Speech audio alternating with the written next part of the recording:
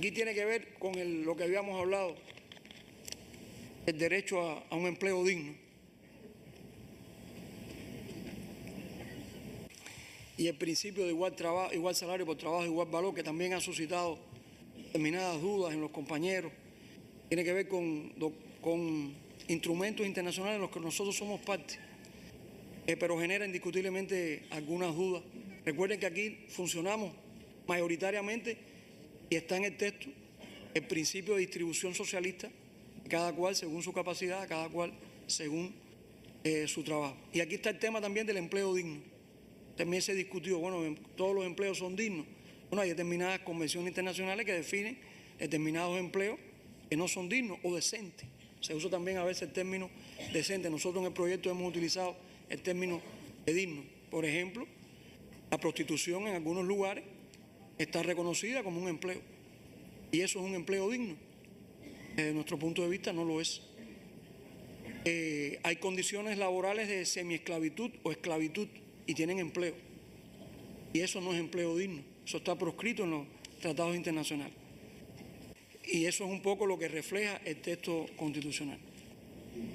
El otro principio que ya está en el Código de Trabajo es la prohibición del trabajo de niños, niñas y adolescentes. Pero como el propio Código de Trabajo establece, hay una excepcionalidad y la Constitución lo refleja, que en el caso de los menores entre 15 y 16 años, por razones que ustedes saben, porque hay una desvinculación de la formación educacional por distintas razones, porque terminó estudios y tiene que incorporarse al trabajo y todavía no tiene la edad, todo eso con una regulación muy precisa, con unas autorizaciones y con un control del Estado. Pero tenía que el texto constitucional reflejar ese principio y esa excepcionalidad. Otro de los derechos económicos y sociales, lo que les explicaba anteriormente, el derecho de las personas a una vivienda digna. Y reitero, son derechos de progresión, son derechos progresivos. Nadie piense ahora que ya con este instrumento todos vamos a decir que ya mañana tenemos. No, para eso se ponen esos principios que complementan, que son las garantías de ese derecho. El Estado trabaja para crear las condiciones. El Estado trabaja de diferentes formas, por diferentes vías, desde la venta de los materiales, desde el subsidio a los de menos ingresos y las personas más desfavorecidas para que puedan edificar una vivienda, por la vía del esfuerzo propio, mediante los programas de construcción que con diferentes tecnologías desarrolla el Estado, y que hay una política referente al desarrollo de la vivienda que tiene como base también importante el desarrollo local.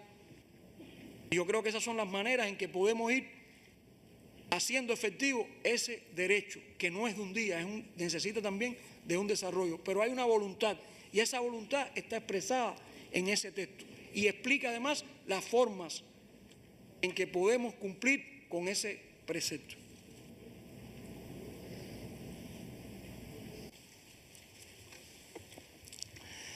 Aquí hay una precisión también de los derechos y deberes cívicos de los ciudadanos, bueno, lo que corresponden. La elección, ser elegido para un cargo, revocar a las personas que elige, acceder al desempeño de cargos públicos, y también algo importante en esta Constitución, lo decíamos ayer, generalmente las constituciones establecen muy pocos deberes de los ciudadanos, muy pocos deberes, son muy parcas, porque las constituciones en su concepción son los derechos de los individuos frente al Estado. Pocas veces las constituciones reconocen también los deberes del individuo en la sociedad.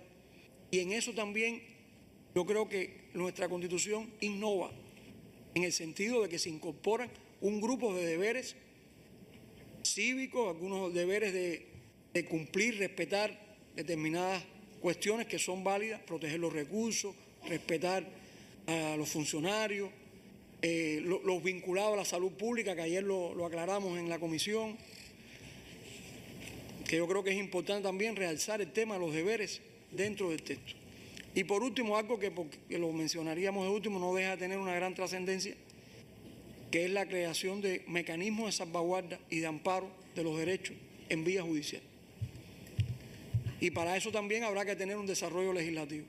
Allí se discutió, creo que lo vi por la televisión anoche, en una de las comisiones, qué vía se iba a crear, si se iba a crear una sala de garantía, si se iba a crear un tribunal específicamente para eso. Bueno, eso tendrá un desarrollo legislativo y hay una encomienda que el propio Tribunal Supremo tendrá que presentar un proyecto a nuestro Parlamento de cómo desarrollar esos derechos, porque hay que tutelar esos derechos frente a cualquier violación que tengan los derechos de los ciudadanos. Y es importante que se haga desde el órgano que está diseñado desde la Constitución para esos asuntos, que son los tribunales de justicia. Eso no limita el resto de los órganos que contribuyen al respeto de los derechos. La Fiscalía, pongo de ejemplo los otros órganos de control, el propio Ministerio del Interior, etcétera, otras instituciones. Pero aquí la salvaguarda se descarga en un órgano judicial y eso es muy importante. Por último, todos los derechos tienen que tener una limitación. Cualquier Estado tiene que establecer límites al ejercicio de los derechos. Y aquí hemos incorporado unos límites que son generalmente los que se aceptan universalmente como límites normales en los ejercicios de los derechos. ¿Cuáles son? En primer lugar, usted tiene que respetar el derecho ajeno. Usted no puede, bajo el ejercicio de un derecho, menoscabar el derecho de otra persona.